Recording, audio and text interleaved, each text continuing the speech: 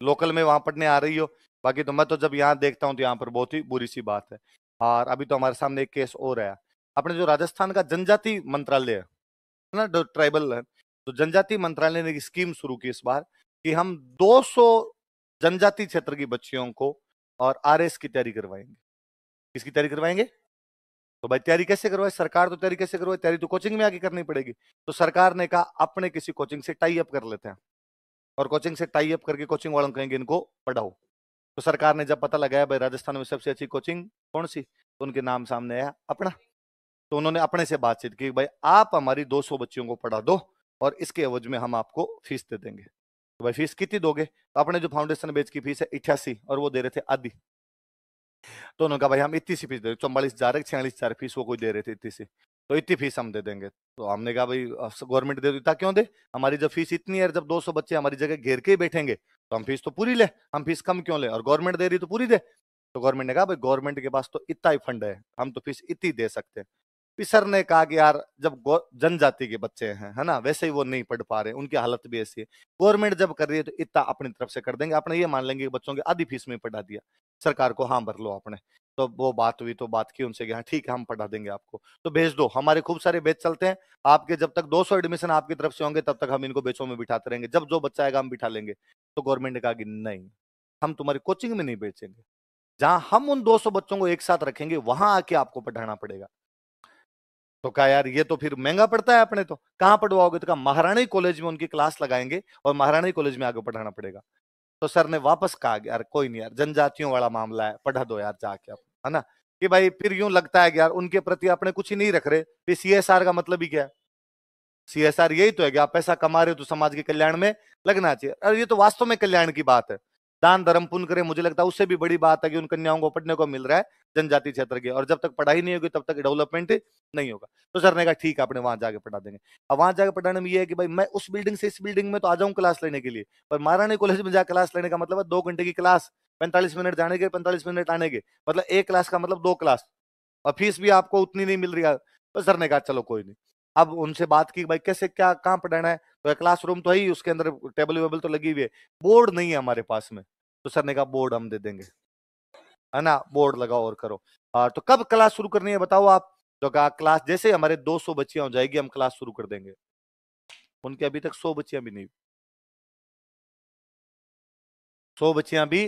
भाई बाद में अब नवीन जी को अपॉइंट कर रखा है कि नवीन जी उन गवर्नमेंट वालों के आप कांटेक्ट में रखो, हम तो क्लासों में रहते हैं सारे के सारे, और जैसे उनकी सूचना है आप बता देना, हम ज्यादा की क्लास लेके आ जाएंगे। भाई 7 दिन मैं चला गया, 7 दिन विकास जी चले गए, 7 दिन विजय सर चले गए, ऐसे करेंगे यार, 2-2 घंटे का टाइम निकालेंगे अपने के, 5 से 7 में हम तुम्हें आगे पढ़ा देंगे, 11 से 1 में तुम्हें आगे पढ़ा देंगे, उनके लिए तो करेंगे अपने। तो फिर बाद में कहा कि हमारे 200 बच्चियां नहीं हो रही, फिर उन्होंने कहा 100 होते ही हम आपको फोन कर देंगे, उनकी 100 ही नहीं हुई। दुर्भाग्य है कि जनजातियों की हालत अभी तक कितनी विकट है। तब लगता है कि आरक्षण 1000 साल तक और रखना पड़ेगा, और रखना चाहिए। वाकई समाज में पिछड़े हुए वर्ग है, उनको बराबर लाने के लिए व्यवस्था की जानी चाहिए। इस बात के लिए बाबा साहब भीमराव अम्बेडकर का सुबह सुबह दिल थैंक यू बोलना चाहिए। 2 भाई है, 10 किलोमीटर की दौड़ करवानी है, एक भाई को आपने 9 किलोमीटर पे खड़ा किया, एक भाई आपका 0 पे खड़ा है, और अब आप करोगे दौड़ 10 किलोमीटर में, पहले कौन दौड़ेगा? तो अपने 9 पे तो है, वो 0 पे छोड़ो, माइनस में है, वो उस लाइन पे नहीं है, 0 वाली लाइन पे नहीं है, 0 वाली लाइन पे हो तो भी कम से कम पढ़ने के लिए। इसके बाद में तो और तो प्रजामंडलों में कौन सी घटना है, मेवाड़ वाले में कोई बड़ी घटना नहीं। और चलो फिर तो एक प्रजामंडल आपने दो, ये याद रखो आपने तो। कौन सी घटना है?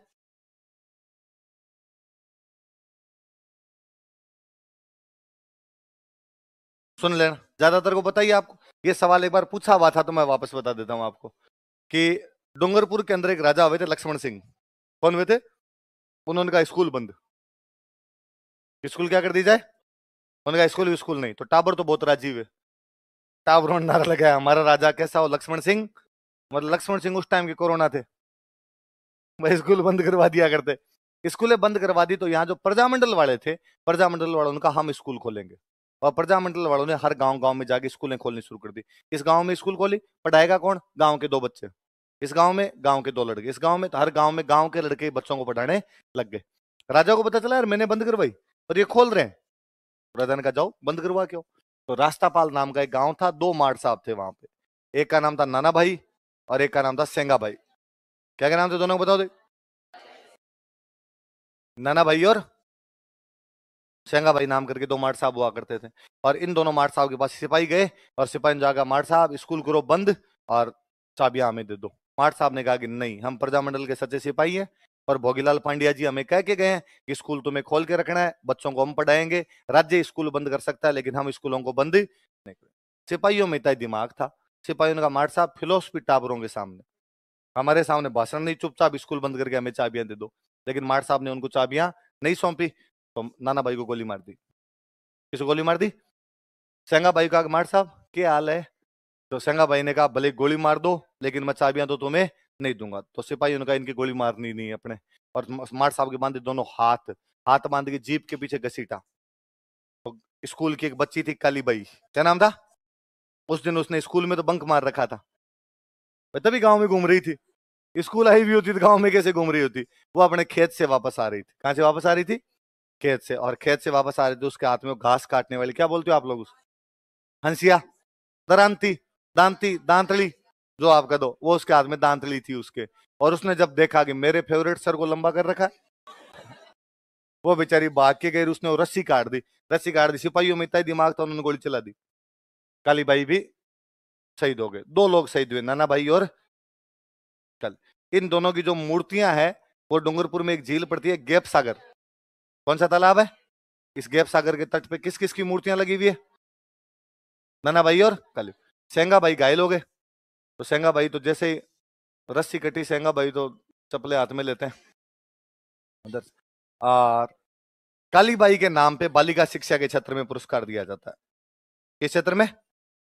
आदिवासी क्षेत्रों में बच्चियां जब पढ़ती है तो उनको जो मेडल दिया जाता है, मेडल कौन सा होता है? पहली बात तो आदिवासी क्षेत्रों में बच्चियां पढ़ती ही नहीं।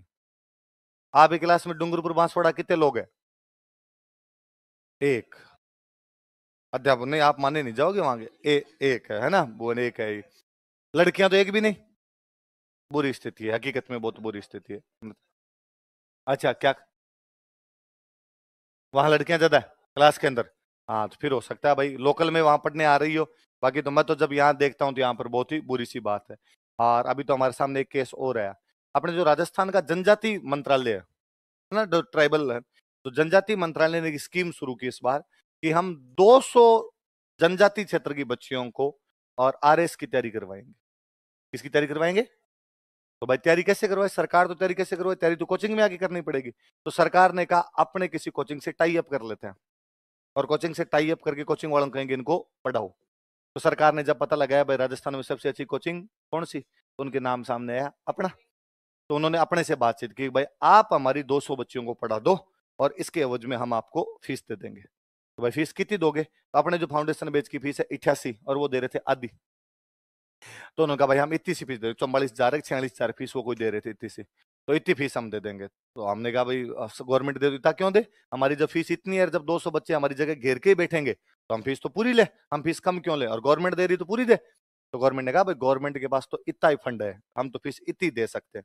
फिर सर ने कहा कि यार जब जनजाति के बच्चे हैं है ना, वैसे ही वो नहीं पढ़ पा रहे, उनकी हालत भी ऐसी है, गवर्नमेंट जब कर रही है तो इतना अपनी तरफ से कर देंगे, अपने ये मान लेंगे कि बच्चों की आधी फीस में पढ़ा दिया, सरकार को हाँ भर लो आपने।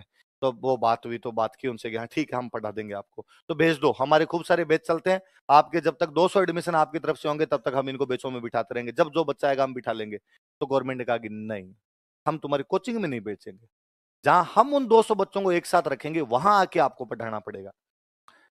तो कहा यार ये तो फिर महंगा पड़ता है अपने, तो कहाँ पढ़वाओगे? तो कहा महारानी कॉलेज में उनकी क्लास लगाएंगे और महारानी कॉलेज में आगे पढ़ाना पड़ेगा। तो सर ने वापस कहा यार कोई नहीं यार, जनजातियों वाला मामला है, पढ़ा दो यार जाके आप, है ना। कि भाई फिर यूं लगता है कि यार उनके प्रति अपने कुछ ही नहीं रख रहे, फिर सीएसआर का मतलब ही क्या है? सीएसआर यही तो है कि आप पैसा कमा रहे हो तो समाज के कल्याण में लगना चाहिए, और ये तो वास्तव में कल्याण की बात है। दान धर्म पुण्य करे, मुझे लगता है उससे भी बड़ी बात है कि उन कन्याओं को पढ़ने को मिल रहा है जनजाति क्षेत्र के, और जब तक पढ़ाई नहीं होगी तब तक डेवलपमेंट नहीं होगा। तो सर ने कहा ठीक है अपने वहां जाके पढ़ा देंगे।